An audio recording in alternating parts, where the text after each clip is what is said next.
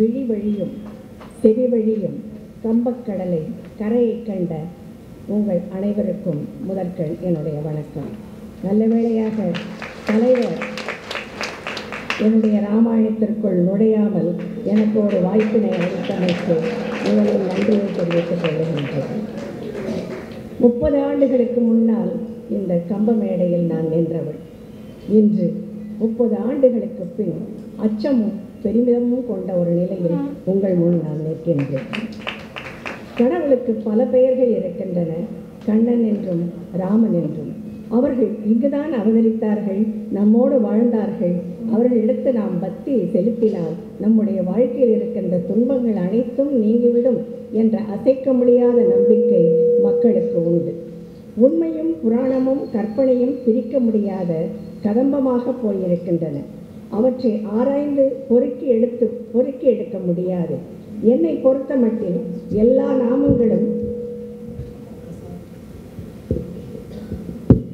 எல்லா வடிவங்களும் எங்கும் உள்ள வடிவமற்ற ஒரு ராமனுடைய இலக்கணத்தை தான் காட்டுகிறது என்று நான் நம்புகின்றேன். என்னை பொறுத்த மட்டில் ராமன் எங்கும் பறந்து நிற்கும் ஈசனுடைய உருவமே.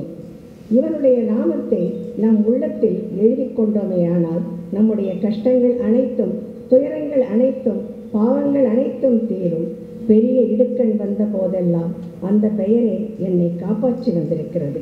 இப்பொழுது இந்த நாமமே என்னுடைய காப்பு. இதற்கு காரணம் என்னுடைய குழந்தை பருவத்து பழக்கமாக இருக்கலாம், இல்லை துளசிதாசருடைய மாயமாகவும் இருக்கலாம். ராமநாமமே என்னுடைய நிரந்தரமான சொத்து என்று சொன்னவர் குஜராத்தில் பிறந்து தேச தந்தையாகி மகாத்மா என்ற பெயரை பெற்ற காந்தி அண்ணல் அவர்கள். அவர் ராமாயணத்தில் ரகுபதி ராகவ என்ற அந்த மந்திரத்தை மக்களிடையே பரப்பிய பெருமை அவருக்கு உண்டு. அந்த ரகுபதி ராகவ என்ற பாடலை எழுதியவர் லக்ஷ்மணாச்சாரியார் என்பவர். அவர் வால்மீகி ராமாயணத்தில் இருக்கின்ற ராமனுடைய பெயர்களை அத்தியாய வரிசைப்படி தொகுத்து 108 பெயர்களை எழுதி ஸ்ரீ நாம ராமாயணம் என்று பெயரிட்டார்.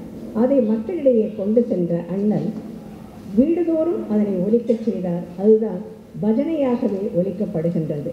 ஆனால் அந்த 108 பெயர்களிலிருந்து 2 பெயர்களை நீக்கிவிட்டு ஈஸ்வர அல்லா தேரே நாம் சப்கோ சன்மதி தே பகவான் என்ற 2 வரிகளை சேர்த்தவர் யார் என்று இதுவரை யாருக்கும் தெரியாத ஒரு புதிராகவே இருக்கின்றது.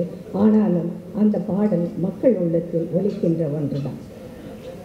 குஜராத்தில் பெரும்பாலும் சிறப்பு பெற்றவர் கண்ணன் தான். சீதையின் நாயகனை காட்டிலும் கீதையின் நாயகனுக்குத்தான் அவர்கள் பெரும் மதிப்பை கொண்டார்கள். 10 ஆண்டுகள் குஜராத்தில் வாழ்ந்த மீராபாயும், நரசிம்ம மேத்தா, பிறகு KM முன்ஷி 8 பாகங்கள் கொண்ட கிருஷ்ணாவதாரம் என்ற பெரிய நாவல் தொகுதியை எழுதியிருக்கின்றார். இன்று வரை அவர்கள் கிருஷ்ணனைத்தான் போற்றுகின்றார்கள். 14ஆம் நூற்றாண்டுக்கு பிறகுதான் ராமனுடைய சிறப்பினை அவர்கள் பாடத் தொடங்கினார்கள். அவ்வாறு பாடுகின்ற காலத்திலும் அவர்கள் ராமனுடைய ஒரு சில பகுதிகளை, ராமாயணத்தினுடைய ஒரு சில பகுதிகளை மட்டுமே பாடினார்கள். சீதையினுடைய வனவாசம் என்றும், ராமனுடைய திருமணம் என்றும், சீதையினுடைய திருமணம் என்றும், கிருஷ்ண ராமலீலை என்றும் பாடுகின்ற ஒரு நிலைதான் இருந்தது. ஆனால் முழு ராமாயணமாக பாடியவர்கள் ஒரு சிலரே. அவற்றில் குறிப்பிடத்தக்கவர் இருவர்.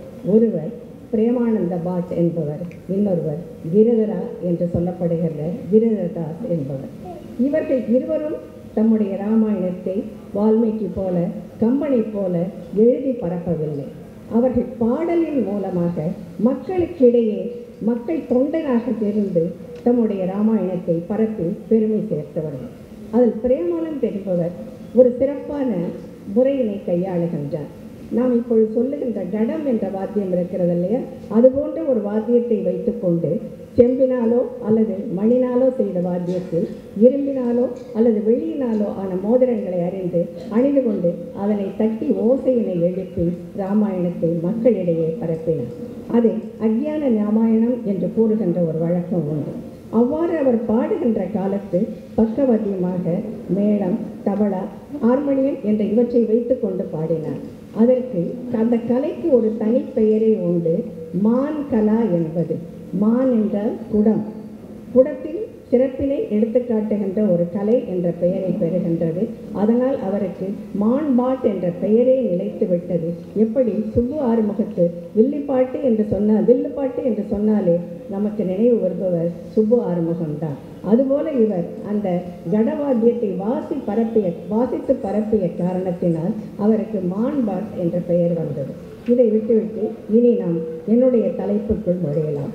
கிரிதராவும் அவரை போலவே பாடல் பாடி மக்களிடத்தில் இராமாயணத்தை பரப்பியவர். அவர் பாடுகின்ற காலத்தில் பக்கவாத்தியங்களை வைத்துக்கொண்டு தம்முடைய இசையினை மண்ணுலகிற்கு தந்திருக்கின்றார். வால்மீகியினுடைய இராமாயணம் வரலாறு என்றால் கம்பனுடைய இராமாயணம் காப்பியம். இவருடைய இராமாயணம் பக்தி சுவை நிறைந்ததாக காணப்படுகின்றது. உலகத்தில் இருக்கின்ற மண்ணை கூட எண்ணிவிடலாம், விண்மீன்களை கூட எண்ணிவிடலாம். ஆனால் ராமனுடைய பக்தியை எந்த காலத்திலும் எண்ணிவிட முடியாது என்ற கருத்தினை வலியுறுத்தியவர். கம்பரை போன்று இவர் அவையடக்கமாக கதிரவனுக்கு முன்னால் ஏற்றி வைத்த விளக்கினை போன்று என்னுடைய இராமாயணம் அமைகிறது என்று சொல்லுகின்றார். இவர் மக்களிடையே பாடிய காரணத்தினால் பல ராகங்களை கையாண்டு பாடியிருக்கின்றார். அவர் சாவேரி, தன்யாசி, காபி, மேவாட், மாரு, சோரட் என்று பல ராகங்களை பயன்படுத்துகின்றார். இதற்கு முன்னுரை போக இனி நம்ம காப்பியத்திற்குள் நுழைந்தோமானால் இவருடைய காப்பியம் 7 காண்டங்களை கொண்டு அமைந்திருக்கின்றது. அதில் முதல் பாலகாண்டத்தில் இவர் தன்னுடைய கடவுள் வாழ்த்தாக அமைக்கும் பொழுது கடவுளரையெல்லாம் பின்னே தள்ளிவிட்டு தன்னுடைய ஆசிரியர் புருஷோத்தமதாசை தான் முன்னிலைப்படுத்தி பேசுகின்றார். அவருடைய அடியினை வணங்கி அவர் அருளால் தான் நான் இந்த இராமாயணத்தை எழுதுகிறேன் என்று கூறிதான் அந்த இராமாயணத்தை தொடங்குகின்றார். இதில் ஒரு சிறப்பு என்னவென்றால் மற்ற இராமாயணங்களில் பாலகாண்டத்தில் ராவனுடைய பிறப்பு கூறப்படுகின்றது. இவரோ ராவணனுடைய பிறப்பிலிருந்து தன்னுடைய காப்பியத்தை தொடங்குகின்றார். ராவணனுடைய சிறப்பு, அவன் அடைந்த வெற்றிகள் என்றெல்லாம் பட்டியல் கொடுத்தவர். அடுத்து ராவணனுக்கும் பிரம்மாவுக்கும் நடக்கின்ற ஒரு உரையாடலை அறிமுகப்படுத்துகிறார். என்னுடைய முடிவு எப்படி அமையும் என்று பிரம்மாவிடம் கேட்கின்றான் ராவணன். அதற்கு ராமன் என்று ஒருவன் பிறக்கப் போகின்றான். அவனுடைய பெற்றோர்கள் கோசலைக்கும் தசரதனுக்கும் திருமணம் அண்மையில் நடக்க இருக்கிறது என்ற கருத்தை பிரம்மா கூறியவுடன் ராவணனுக்கு ஆத்திரம் பொங்குகிறது. எப்படியும் அவர்களை அழித்துவிட வேண்டும் என்ற துடிப்பில் அவன் இருக்கின்றான். அயோத்தியில் நடக்க இருக்கின்ற அந்த திருமணத்தை தடுக்க வேண்டும் என்ற அவனுடைய எண்ணத்தை அறிந்து கொண்ட நாரதர் உடனே அயோத்திக்கு சென்று தசரதனுடைய தந்தையிடத்தில் இந்த உண்மையை எடுத்து கூறுகின்றார். தசரதன் மணக்கோலத்தில் இருந்த கோசலையையும் தசரதனையும் ஒரு பல்லக்கில் ஏற்றி கிழக்கே இருக்கின்ற ஒரு தீவில் சென்று நீங்கள் தங்கிவிடுங்கள் என்று துணையாக சில அமைச்சர்களையும் வசிஷ்டருடைய சீடனையும் அமைத்து அங்கு அனுப்புகின்றார்கள். கோயில் வடிவில் இருக்கின்ற அந்த கப்பலில் அவர்கள் தங்கியிருக்கின்றார்கள். இந்த செய்தி எப்படியோ ராவணனுக்கு தெரிந்து விடுகிறது. உடனே ஒரு பறவையின் வேகத்தில் சென்று அந்த படகினை மோதுகின்றார். படகு சுக்கு நூறாக உடைந்து விடுகின்றது. அதில் இருக்கிறவர்கள் அனைவரும் கடலில் மூழ்குகின்றார்கள். இவன் கோசலையை மட்டும் கவர்ந்து வந்து ஒரு பேழையில் வைத்து கடற்கரையில் இருக்கின்ற ஒரு அரக்கனிடம் நான் திரும்ப வந்து கேட்கும் வரை நீ இதை பாதுகாப்பாக வைத்துக் கொள்ள வேண்டும் என்று கூறுகின்றார். அதற்கு பிறகு தன்னுடைய இலங்காபுரிக்கு வந்து அவையில் அமர்ந்து பிரம்மனை பார்த்து பெருமையாக சொல்லுகின்றான். நான் என்னுடைய வாழ்க்கையின் முடிவுக்கு ஒரு முடிவினை கட்டிவிட்டேன், எனக்கு இறப்பு என்பது இனி இல்லை என்று. அதற்கு பிரம்மா சொல்லுகின்ற பதில், நீ வெற்றியடைந்ததாக நினைக்கின்றாய், அப்படி இல்லை என்றால் என்று அவர் கேட்கும்பொழுது நீ எதை கேட்டாலும் நான் கொடுக்கின்றேன் என்று ராவணன் வாக்கு கொடுக்கின்றான். இதற்குள் அங்கு என்ன நடந்தது என்றால் சுக்குநூறாக உடைந்த அந்த கப்பலில் இருந்து இருந்த அனைவரும் இறக்க ஒருவர் மட்டும் தப்பிச் செல்லுகின்றார். யார் என்று நமக்கு தெரியும்.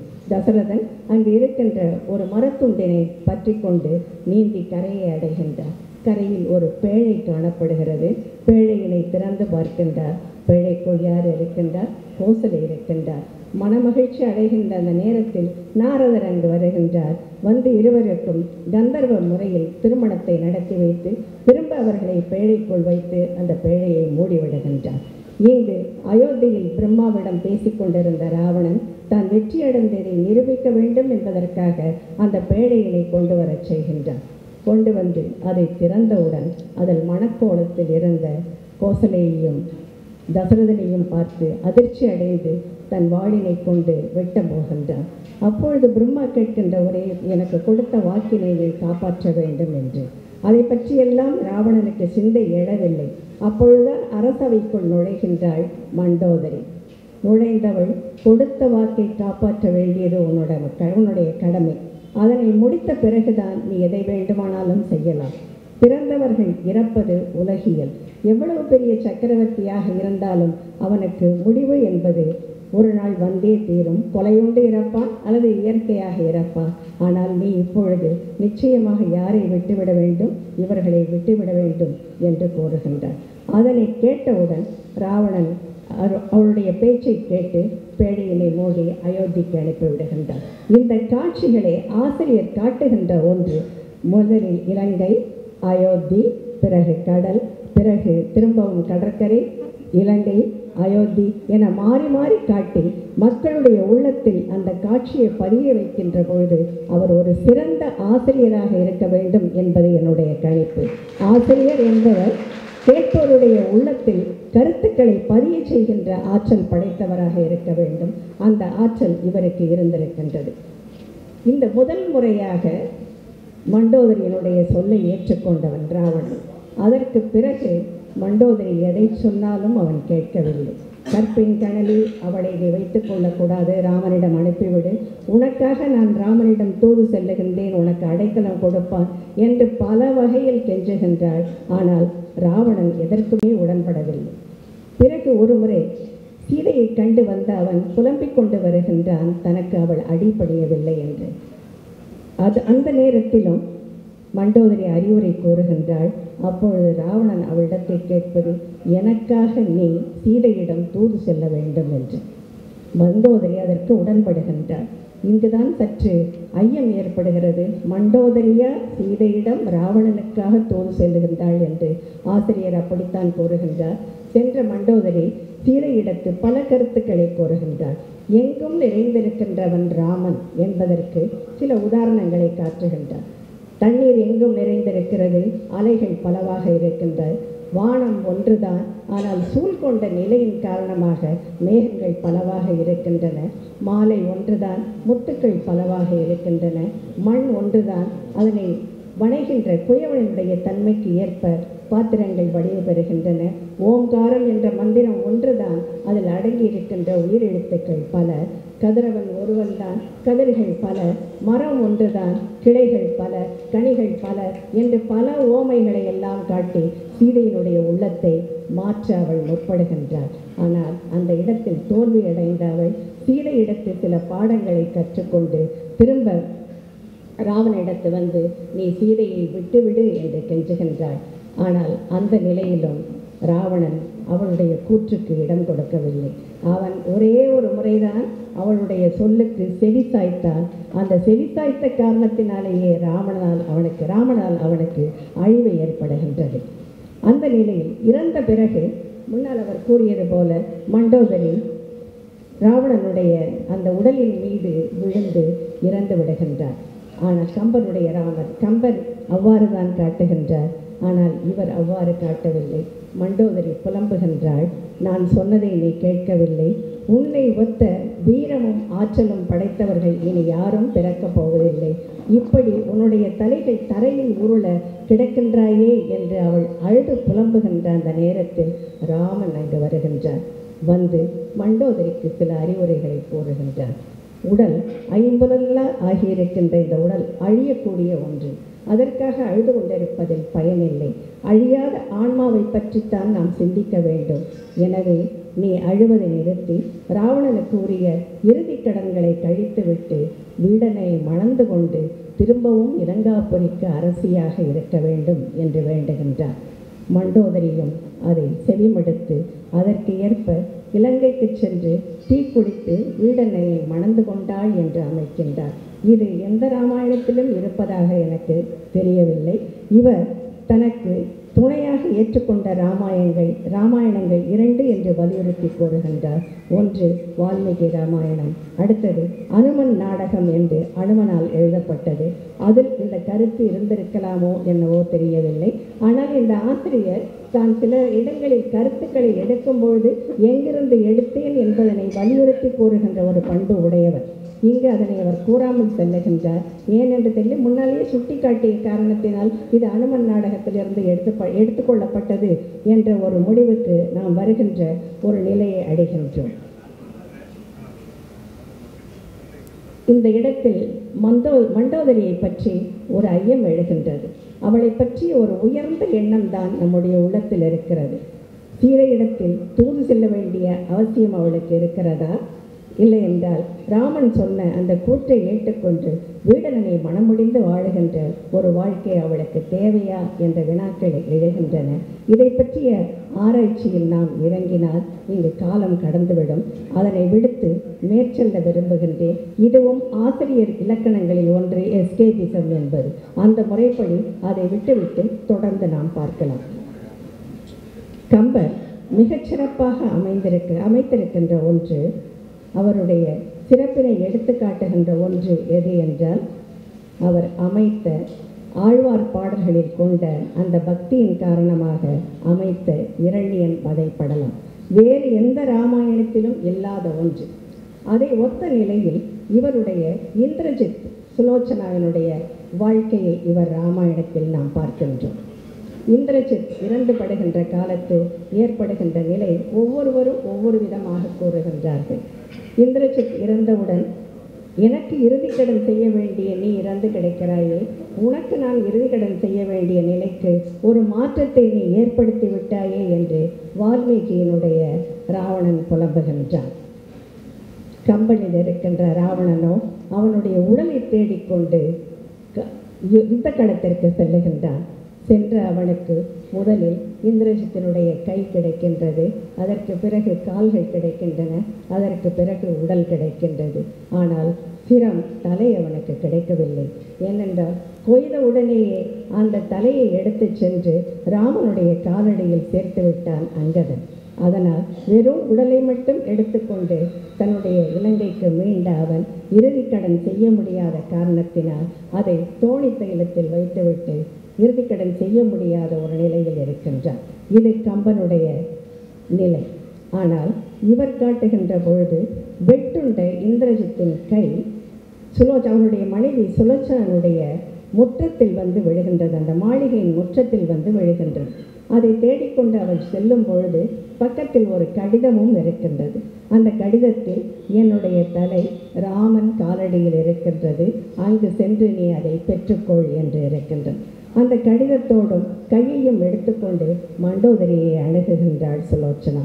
நீ ராமனிடம் செல், நிச்சயமாக இந்திரஜித்தினுடைய தலை உனக்கு கிடைக்கும். ஏனென்றால் ராமன் நல்லவன், அடைக்கலம் அடைந்தவர்களுக்கு அவர்கள் வேண்டியதை கொடுக்கின்ற ஒரு ஆற்றல் அவனுக்கு உண்டு என்று கூறி அனுப்புகின்றார். அதனை ஏற்றுக்கொண்டு இவள் அந்த கையையும் அந்த கடிதத்தையும் எடுத்துக்கொண்டு ராமனிடத்து செல்லுகின்றாள். யுத்த களத்தில் ராமனை பார்க்கின்றார். அங்கு ராமனிடத்து இவள் அந்த கடிதத்தை காட்டியவுடன் சுற்றிலும் இருக்கின்ற வானரங்கள் சிரிக்கின்றன. இறந்து வெட்டப்பட்ட ஒரு கை ஒரு கடிதத்தை எழுத முடியுமா என்று அவள் கேட்கின்றன. அந்த நேரத்தில் ராமன் பொறுமையாக இருக்க சொல்லிவிட்டு சுலோச்சனாவிடம் சொல்லுகின்றார், ஒரு மாளிகையை ஏற்படுத்தி கொடுக்கின்றேன், இந்திரஜித்தையும் உயிர்ப்பித்து கொடுக்கின்றேன், நீங்கள் இருவரும் சென்று அங்கு வாழுங்கள் என்று ஒரு வழியினை வகுத்து கொடுக்கின்றார். ஆனால் சுலோச்சனா அதனை ஏற்றுக்கொள்ளவில்லை. காரணம், பிறந்தவர் இறப்பது ஒரே ஒரு முறைதான். அவனுடைய முடிவு வந்துவிட்டது, அதனை தொடர்ந்து என்னுடைய முடிவும் அமைய வேண்டும் என்ற அந்த எண்ணத்தில் தான் அவள் இருக்கின்றாள். அதற்கு இணையாக இவர்கள் கேட்ட வானரங்கள் கேட்ட அந்த செய்திக்கு விடை கொடுக்க வேண்டிய ஒரு கட்டாயம் ராமனுக்கு இருக்கின்றது. மண்டோதரியிடத்து சுலோச்சனாவிடத்து தலையை கொடுக்கின்றார். அதை ஒரு துணியை விரித்து அந்த தலையை வைத்து சுலோச்சனா பல வகையில் புலம்புகின்றார். என்னுடைய பதிவிரதா தன்மையை நீ அவர்களுக்கு காட்ட வேண்டும், உன்னுடைய வீரத்தை நீ அவர்களுக்கு உணர்த்த வேண்டும், அப்படி செய்தால்தான் நமக்கு சிறப்பு என்று அந்த தலையிடம் மன்றாடுகின்றாள். ஆனால் அந்த தலை சிரிக்கவே இல்லை. கடைசியாக அவள் ஒரு ஆயுதத்தை பயன்படுத்துகின்றாள். உனக்கு துணையாக நான் என்னுடைய தந்தையை அனுப்பியிருந்தால் நிச்சயம் உனக்கு இந்த மரணம் வந்திருக்காது. அவன் நிச்சயமாக இவர்களை எல்லாம் எதிரிகளை எல்லாம் கொன்றிருப்பான் என்று கூறுகின்றான். அதை கேட்டவுடன் அந்த சிலை கடகட என்று தலை கடகட என்று சிரிக்கின்றது. வலது கண்ணை திறந்து பார்த்து சுற்றிலும் தன் பார்வையை திருப்புகின்றது. காரணம் என்ன என்றால், சுலோச்சனாவின் தந்தை ஆதிசேடனுடைய வடிவாக இருக்கின்ற இலக்குவனன்தான் அவனுடைய தலையை கொய்திருக்கின்றார். அதை கேட்டவுடன் அந்த தலைக்கு சிரிப்பு வருகின்றது. அது சிரிக்க பிறகு அந்த தலையை எடுத்துக்கொண்டு ராமன் கொடுக்க இவள் தன்னுடைய நாட்டிற்கு திரும்பி இறுதிச் சடங்கினை முடித்து தானும் உடன்கட்டை ஏறுவதாக அமைக்கின்றார். அங்கு அரங்கேற்றம் செய்து கம்பனுடைய காப்பியம் அரங்கேற்றமான பொழுது இரணியன் வதைப்படலத்தை மக்கள் ஏற்றுக்கொள்ளவில்லை. காரணம் என்னவென்றால் அது விட்டு இசைப்பதாக அவர்கள் கருதினார்கள். அப்பொழுது அந்த தூணில் இருக்கின்ற நரசிங்கர் கையினையும் அசைத்து கடகட என்று சிரித்து தலையினை ஆட்டி அதனை ஏற்றுக்கொள்வதற்கான ஒரு அனுமதியை கொடுக்கின்றார். இங்கு இந்த தலை சிரித்து சுலோச்சனாவுக்கு தன்னுடைய தலையை எடுத்துச் செல்வதற்கு ஒரு வாய்ப்பினை கொடுத்திருக்கின்ற ஒரு தன்மையினை நாம் காணுகின்றோம். அகலியை பற்றி அவரும் கூறினார். அகலிகையினுடைய சாப விமோசனத்தில் பல கருத்து வேறுபாடுகள் உண்டு. வால்மீகியும் கம்பரும் அனைவருமே அவருடைய ராமனுடைய கால் தூசுப்பட்ட பிறகுதான் அகலிகை வடிவம் எடுக்கின்றாள் என்று கூறுகின்றார்கள். வால்மீகியினுடைய ராமாயணத்தில் அந்த ஆசிரமத்திற்கு நுழையும் பொழுது அகலிகை தோன்றுகின்றாள். ராமனுடைய கால் தூசப்பட்ட பிறகுதான் ராமாயணத்திலும் வருகின்றார். இவரும் கூறுகின்ற இடத்தில் தன்னுடைய கருத்தினை வலியுறுத்துகின்றார். எனக்கு எந்த ராமாயணத்தில் என்று தெரியவில்லை. நான் கேள்விப்பட்டவரை மலையாள ராமாயணத்தில் ராமனுடைய காலை எடுத்து அந்த கல்லின் மீது வைக்க சொல்லி விஸ்வாமித்திரர் கேட்பதாகவும், ராமனுடைய கால் அந்த கல்லின் மீது பட்டவுடன் அகலிகை உயிர் பெற்று எழுந்தாள் என்று கூறுவதாகவும் இருக்கிறது. உண்மையா? ஆனால் இவர் அதனை மறுத்து தன்னுடைய காப்பியத்தில் தன்னுடைய அந்த உரையில் நிகழ்த்துகின்றார். ஏனென்றால் ராமன் திருமாலுடைய அவதாரம். ஒரு சத்திரியனாக இருக்கின்ற ஒருவனுடைய கால் ஒரு பிராமண பெண்ணின் தலையில் படக்கூடாது. அதன் காரணமாகத்தான் அவர் தன் காலை கொண்டு அவருடைய அந்த கல்லின் மீது வைக்காது கால் தூசினால் அவளை உயிர்ப்பித்து பெறச் செய்தார் என்று கூறுகின்ற ஒரு நிலை. இதனை தொடர்ந்து இவர் செல்லுகின்ற இடத்தில் சீதையினுடைய திருமணம் முடிகின்றது. சீதை ராமனுக்கு மாலையை அணிவிக்கின்றார். அணிவித்தவுடன் விஸ்வாமித்திரர் அவளை வேண்டுகின்றார், ராமன் அடியில் விழுந்து நீ வணங்கு என்று.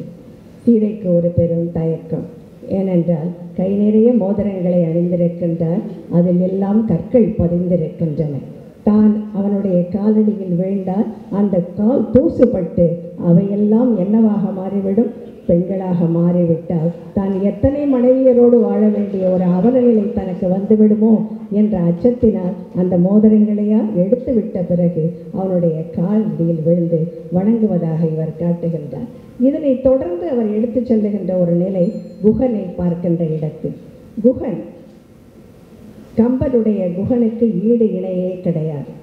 ஆனால் இவருடைய குகன் நண்பனாகத்தான் காட்டுகின்றார். இவர் உன்னோடு சேர்ந்து ஐவரானோம் என்று இவர் கூறவே இல்லை.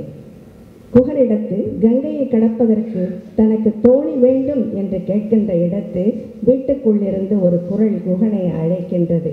மகனே, இவனை உன்னுடைய தோணியில் ஏற்றாது. இவனுடைய காலடி பட்டால் உன்னுடைய தோணிகள் எல்லாம் பெண்களாக மாறிவிடும்.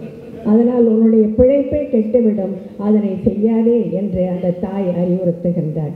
குகன் ராமனுடைய காலை கழுவி துணியினால் துடைத்து தன்னுடைய தோளில் ஏற்றி அதற்கு பிறகுதான் தோணியில் ஏற்றி செல்லுவதாக ஒரு நிகழ்ச்சியையும் அவர் அமைக்கின்றார். வான்மீகியில் இல்லாதவையாக சில கருத்துக்கள் இவரிடத்து காணப்படுகின்றன. அவை செவிவழி செய்திகளாக வந்தவையாகவும் இருக்கலாம், அல்லது சில புராணங்கள் இருந்து எடுத்தவையாகவும் இருக்கலாம்.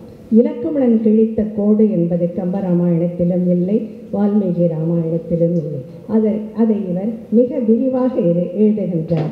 அது ஆனந்த ராமாயணம் என்ற ஒரு ராமாயணத்தில் வருகின்ற கருத்தாக இருக்கின்றது. சீதை இழித்து பேசுவதெல்லாம் எல்லா ராமாயணத்திலும் இருக்கின்றது. ஆனால் வரைந்த கோடு என்பது இவர் எடுத்து காட்டுகின்றார். அதே போல சலவை தொழிலாளியினுடைய பேச்சை கேட்டு ராமன் சீதையை நாடு கடத்துகின்றார்.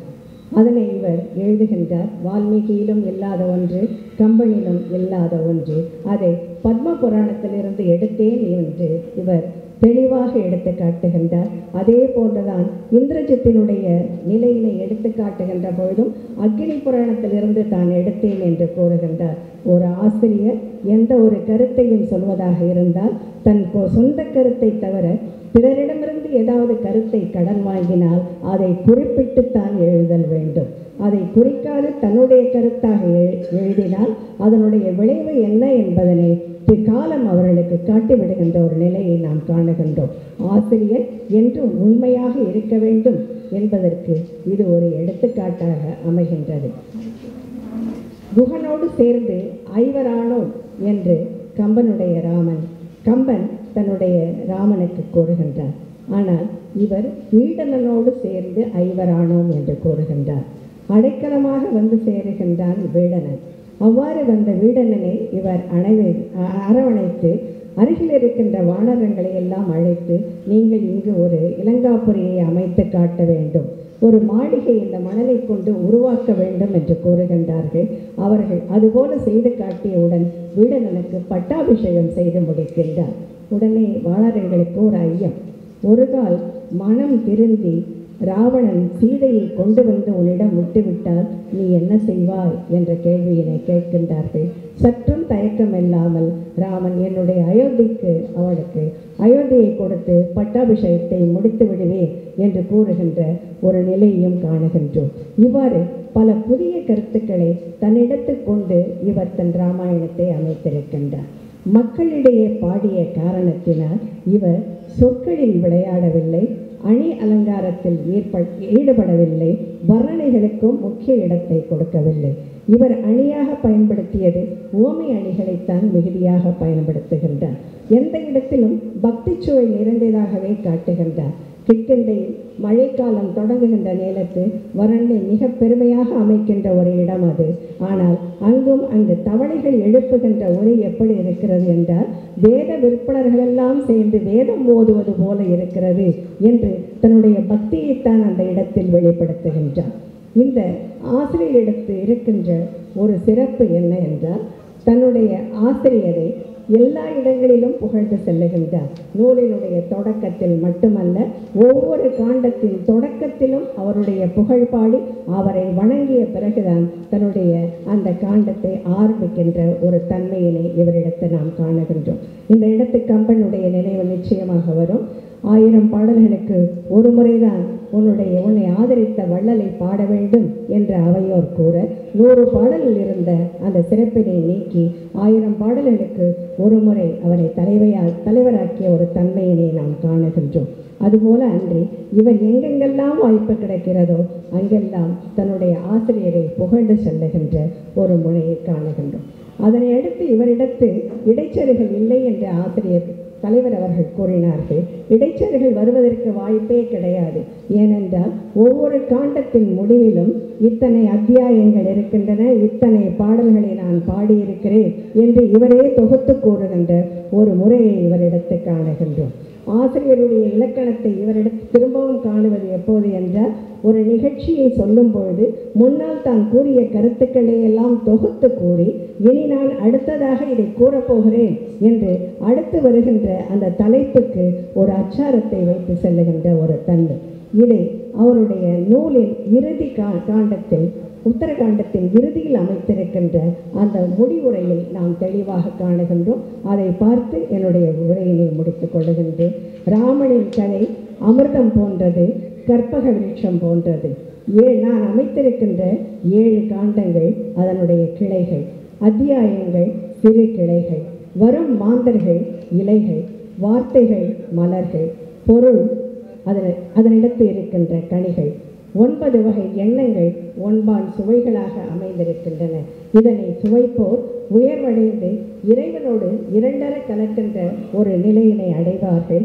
அறம், பொருள், இன்பம், வீடு என்ற அனைத்து பயன்களும் இம்மைக்கும் மறுமைக்கும் உரியன அனைத்தும் அவர்களுக்கு நிச்சயமாக கிடைக்கும் என்று கூறுகின்ற ஒரு தன்மை. பக்தியோடு கேட்பவர்கள், ஓதுபவர்கள் இம்மை இன்பம் திருமாலின் திருவடியினை அடைகின்ற ஒரு பேச்சினை அடைவார்கள். அடுத்து, நூலை பரிசாக ஒருவனுக்கு கொடுத்தால் நில தானத்தை கொடுக்கின்ற போன்ற ஒரு பயன் கிடைக்கும். அஸ்வமேத யாகம் செய்வது போன்ற ஒரு பயனையும் அது கொடுக்கும். நூல் வீட்டில் இருந்தால், ராமாயணம் வீட்டில் இருந்தால் அவனுடைய வறுமைகள், அவனுடைய நோய்கள் அனைத்தும் நீங்கிவிடும் என்று சொன்னவர் 399 அத்தியாயங்கள், 9551 பாடல்களை நான் வேறுபட்ட ராகங்களில் பாடி வைத்திருக்கின்றேன். வால்மீகி ராமாயணம், அனுமன் நாடகம் இவற்றை பின்னணியாக கொண்டு அக்னி புராணம், பத்ம புராணம் இவற்றினுடைய துணையினோடு என்னுடைய நூலை அமைத்திருக்கிறேன் என்று கூறியவர் அடுத்து தன்னுடைய ஆசிரியருடைய புகழை பாடுகின்றார். புருஷோமதாசன் அவருடைய துணையினால்தான் என்னால் இந்த காப்பியத்தை உங்களிடத்து பகிர்ந்து கொள்ள முடிந்தது. அவருடைய அருள் இல்லை என்றால் இதை என்னால் செய்திருக்க முடியாது என்பதனை திரும்ப திரும்ப சொல்லுகின்றார். அதனை அடுத்து அவர் சுருக்கமாக தன்னுடைய வாழ்க்கை வரலாற்றையை குறிப்பிட்டு விடுகின்றார். தலைவர் அவர்கள் கூறினார், வணிக குலத்தில் பிறந்தவர், வீராக்ஷயரத் என்ற நாட்டில் தான் வாழ்ந்தவன் என்றும், லடா என்ற வைணவ சமூகத்தை தான் சேர்ந்தவன் என்றும், என்னுடைய பெயர் கிரிதரா என்றும், நான் வைணவன் என்பதனையும் வலியுறுத்தி கூறுகின்றார். முடிக்கும் பொழுது பொம்மலாட்டம் என்ற ஒரு நிகழ்ச்சியினை நடத்துபவன் தன்னுடைய கையில் அந்த பொம்மைகளினுடைய ஆட்டத்தை எல்லாம் எப்படி பிடித்து கொண்டு வைத்திருக்கின்றானோ அதுபோல நம்முடைய வாழ்க்கை ஆட்டங்களை அனைத்து இறைவன் பிடித்து வைத்திருக்கின்றான். அவன் ஆட்டவிருக்கின்ற படித்தான் நாம் ஆடிக்கொண்டிருக்கின்றோம் என்பதனை இவர் வலியுறுத்தி கூறி தன்னுடைய அந்த காப்பியத்தை முடிக்கின்ற ஒரு தன்மையினை காணுகின்றோம். இதுவரை செவிமடுத்த உங்களுக்கும் பேச வாய்ப்பளித்த கம்பன் கழகத்திற்கும் நன்றி. அதற்கு முன்னால் குஜராத்தி மொழியில் இருக்கின்ற நாவல்களையும் சிறுகதைகளையும் மட்டும் படித்து அவற்றை மொழிபெயர்த்து மக்களுக்கு கொடுத்த ஒரு நிலை எனக்கு இருந்தது. இன்று கம்பன் கழகம் என்னை ராமாயணத்தையே படிக்க தோண்டிய ஒரு உயர்ந்த நிலைக்கு ஆளாக்கி இருப்பதற்கு நன்றி நன்றி நன்றி.